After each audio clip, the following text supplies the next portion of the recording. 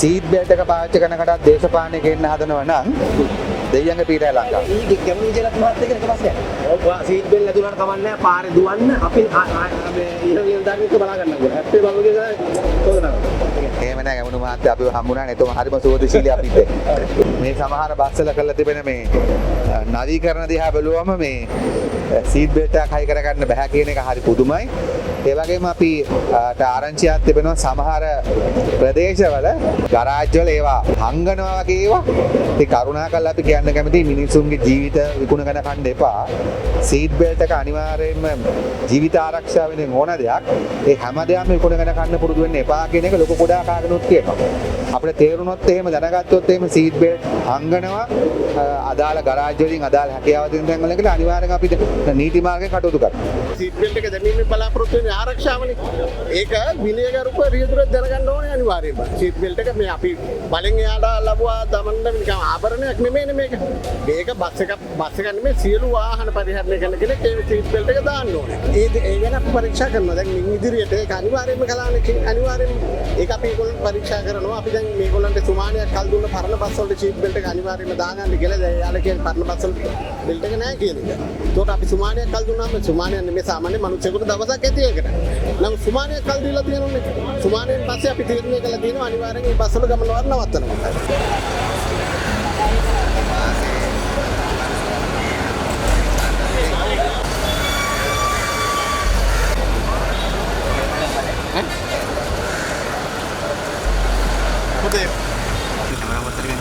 දාන්න බෑ නේද? ඔව් අනිවාර්යෙන්. ආණ්ඩුවෙන් කියන දෙයක් නෑ. මේකයි මේ ලංකාවට ගෙන්නන ලේලන්ට් එක තියෙන්නේ.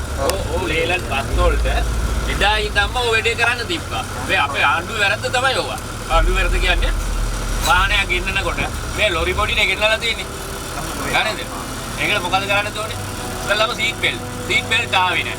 සීට් බෙල්ට් හරියට එන්නේ නෑ. කියන්නේ මේව ඇවිල්ලා ලොක් වෙන්න ඕනේ. ලොක් වෙන සීට් එන්න ඕනේ ජපන් බෙල්ට්. ජපන් මේ බස් වල තියෙනවා වගේ වෑන් වල තියෙනවා. මේ වෙන්නේ නිකන් ලොරි වලට ගහන පොඩි තමයි ගහලා ඒවලා තියෙන්නේ. සීම ආරක්ෂාව නැහැ. ඒව තමයි අපි මොඩිෆයිඩ් කරලා ලස්සන කරලා තියෙන්නේ. ඒකත් ඉතින් එපා කියනවා.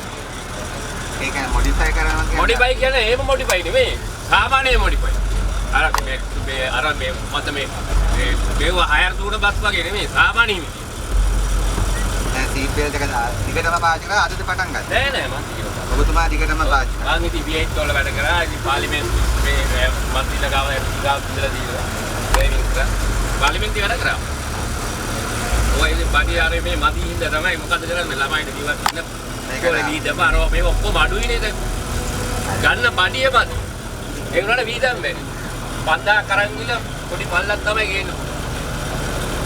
හරි එන පරිස්සමෙන් ගිහලා හරි. බස්කට රියදුරන්ට පහසුකම් නැහැ, නිලැඳුමක් නැහැ, අඳුරගන්න විදියක් නැහැ. මේ ඔවුන්ගේ ගුණාත්මක භාවය වැඩි කරන්න යම් කිසි වැඩ පිළිවෙලක් තියෙනවද? ඔව් ඇත්තටම තියෙන්නේ ඔහුගේ ගුණාත්මක භාවය වැඩි කරන්න තියෙන ක්‍රම දෙකයි. එකක් තමයි පුහුණුව වැඩි කරනවා. දෙක තමයි දැන් මේ බස් රථ ලංකාවට ගේන සමාගම් තියෙනවනේ. තම දැන් බලපු මේ බස් රථවලත් සීට් බෙල්ට් එක දැන් තියෙනවා. ඒ වුණාට හෙඩ් රෙස්ට් එකක් නැහැ. අපි ඇක්සිඩන්ට් එකකදී වැදිච්ච ගමන්ම බස් එක වෙන එකක් හැපුණා නම් හරියට තමයි බ්‍රේක් කරා කියලා දැන් හයිය. අනිවාර්යයෙන් මොකද වෙන්නේ? පස්සට යනවා. ඒක අතිවිශාල පවර් එකක් එක්ක ගිහම මේ එතන මේ සුසුම්නාට හානි වෙනවා. දැන් ඒ වගේ නැතුව තමයි දැන් මේ බස් රථවලට සීට් ගෙනල්ලා තියෙන්නේ. ගෙන්නන මැනුෆැක්චර් කරන සමාගමකට වගකීමක් තියෙනවා සීට් එක හරියට හදන්න. මොකද බස් එකක සීට් එක කියන එක අවුරුදු 100ක් තිස්සේ හදලා තියෙනද?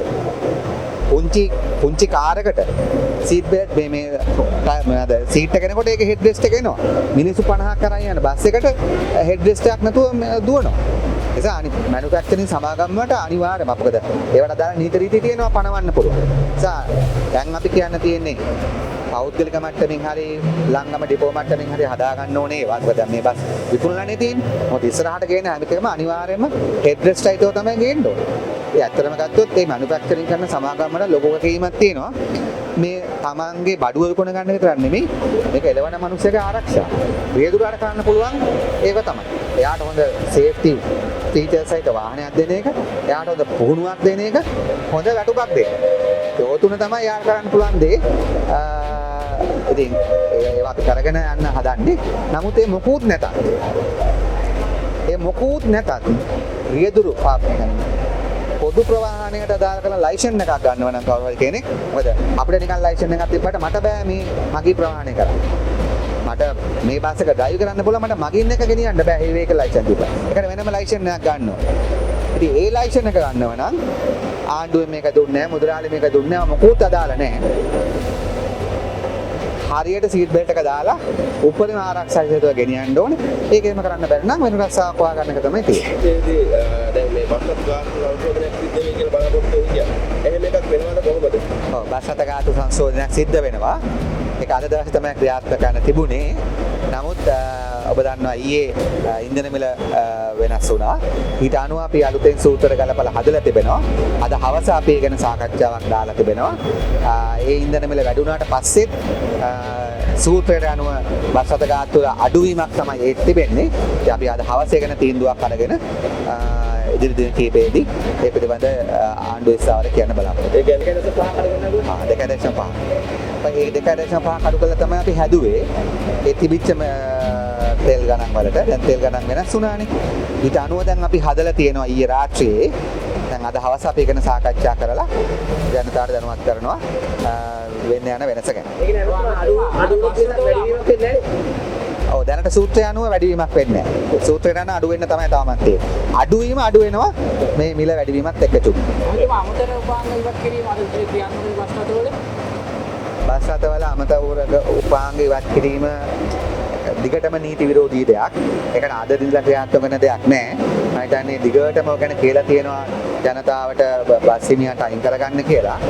ඒ නිසා මම හිතන හොඳම දේ තමයි උසාවි ගන්න නැතුව අයින් කරගන්න එක. මම ප්ලීස් ඉල්ලා හිටිනවා. කරුණාකරලා අපිට මේකවත් දේශපාලනයෙන් තොරව කරන්න බැරි නම් වැඩක් නෑ. සීට් බෙල්ට් එක පාවිච්චි කරන කටත් දේශපාලනය ගෙන්න හදනවා නම් දෙයියන්ගේ පීඩය ලංකාව. ඊ කැමති ජලත් මහත්තයා ඊට පස්සේ ඔව් සීට් බෙල්ට් ඇතුළට කවන්නේ නැහැ පාරේ දුවන්න අපි මේ ඊළඟ දාන්නෙත් බලා ගන්න කියලා. ඇත්තේ බලමුගේ චෝදනා කරනවා. එහෙම නෑ ගමුණු මහත්තයා අපිව හම්බුණානේ. එතකොට හරිම සුවදශීලී අපිත් එක්ක. දැන් කොහොමද අද දිනේ සිට මේ දැන් සීට් බෙල්ට් නීතිය ක්‍රියාත්මක කරනවා. කොහොමද දැන් මේ NTC එක විදියට මේකට මැදිහත් වෙන්න සූදානම් වන්නේ? මගේ නම ඩේමියල් වීරක්කොඩි. මම තමයි ප්‍රවාහන මහාමාර්ග වරාය ගුවන් සේවා ඇමතුමාගේ මහජන සම්බන්ධතා නිලධාරී. අපි මෙහෙමයි අපි දැනට මේ ජූලි මාසේ පළවෙනිදා ඉඳලා තමයි අපි දැනුවත් කරන්නේ හැම කෙනෙක්ම සියලුම රියදුරන් හැම මාර්ගයකම යන රියදුරන් ඒගොල්ලන්ගේ ආසන පටි පළදින්න කියලා. මේක අපි ඒගොල්ලන්ගේම ආරක්ෂාවට කරන දෙයක්. එහෙම නැතුව මේක මේ බලපෑම් කරලා කරන වැඩක් නෙවෙයි. ඒගොල්ලන්ගේම ආරක්ෂාවට හැම රියදුරෙක්ම අපිට වැදගත්. ඒගොල්ලෝ විචාර කාර්යයක් මේ ලංකාවට කරන කණ්ඩායමක්. ඒ නිසා අපිට ඕනේ ඒගොල්ලන්ව ආරක්ෂා කරගන්න. ඊළඟට අගෝස්තු මාසේ පළවෙනිදා ඉඳලා අපි සියලුම එක්ස්ප්‍රස් වේස් වල රයිට් අධිවේගී මාර්ගවල යන සැහැල්ලු වාහන වල ඉන්න පිටපස්සේ අපි කියමු කාර් වල ඩබල් කැබ් වල පිටපස්සේ ඉන්න අයත් අනිවාර්යයෙන්ම පළදින්න ඕනේ සීට් බෙල්ට්ස්. මොකද ඒකත් ඒගොල්ලන්ගේම ආරක්ෂාවට. හරි එතන මේ රජයේ මේ ක්‍රියාමාර්ග ගන්නේ කාටවත් බලපෑමක් කරලා හිරිහැර කරන්න නෙවෙයි. ඒක හොඳ විදියට ගන්න එක ඕගොල්ලන්ගේම ආරක්ෂාවට. ඕගොල්ලෝ කවුරුවත් එළියට උදේට ගියාට පස්සේ ඕගොල්ලෝ ආයේ හැන්දෑව ගෙදර එනකන් ඔයගොල්ලන්ගේ ආදරණීය බලන් ඉන්නවනේ. ඒ නිසා ඔයගොල්ලෝ ඔක්කොම ආරක්ෂා වෙලා ඉන්න ඕනේ. ඊළඟ සැප්තැම්බර් මාසේ පළවෙනිදා ඉඳලා අපි බලනවා සියලුම එක්ස්ප්‍රස් වේස් වල යන කියන අධිවේගී වල යන සියලුම වාහන වල බස් වලත් පැසෙන්ජර්ස්ලා මගින් හැම කෙනෙක්ම සීට් බෙල්ට් දාන්න කියනවා. ඒක සැප්තැම්බර් පළවෙනිදා ඉඳලා. ඒතර මේකට අපි බලනවා ටික කාලයක් අපි ඒකට දෙන අවස්ථාව. හරියටම මේ සැප්තැම්බර් පළවෙනිදාම කරන්න කියලා මේකක් නැහැ. නමුත් උත්සාහ කරන්න ඒක කරන්න අපිත් උදව් කරන හැම කෙනෙකුටම අපි යම් පොඩි කාලයක් දෙන්නම් තව මාසයක් දෙකක් තුනක් විතර දෙන්නම් අපි මේකට ඇඩ්ජස්ට් වෙන්න. හැබැයි හොඳට මතක තියාගන්න මේ රටේ ජනතාවම අපි කිසි කෙනෙක් අපි ඔයගොල්ලෝ දන්නවා දවසට 7 දෙනෙක් මැරෙනවා ඇක්සිඩන්ට්ස් වලින්. ඒ වගේම අවුරුද්දට 2500කට ආසන්න ප්‍රමාණයක් ඇක්සිඩන්ට් වලින් මැරෙනවා. ඒකේ ගොඩක් අය සීට් බෙල්ට්ස් දාන්න නැති එකෙන් තමයි මේ යන්නේ. ඒකත් එක හේතුවක්. ඒ නිසා අපි බලනවා තවත් ගොඩාක් අපේ අදහස් තියෙනවා ඔයගලන්ට කියන්න.